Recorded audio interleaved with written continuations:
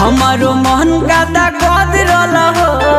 फंस गईनी केहू ना संघाती बा निर्दयी सारा मरद के जाती बा प्यार में पार सारा गदरल हो हमारो मन गादा गदरल हो फंस गईनी केहू ना संघाती बा निर्दयी सारा मरद के जाती बा हमर मजनू बड़ा खून खार भइल बा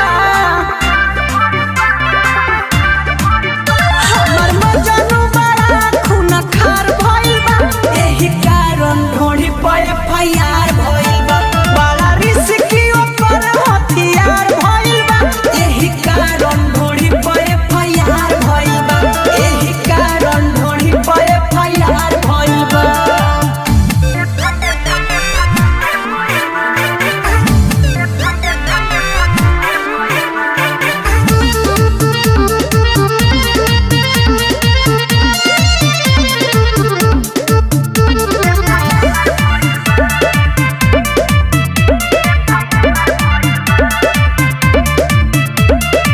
कृष्णा बेदरदिया चंदन चंचल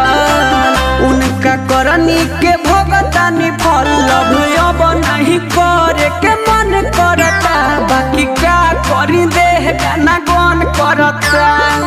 अरे का कही हो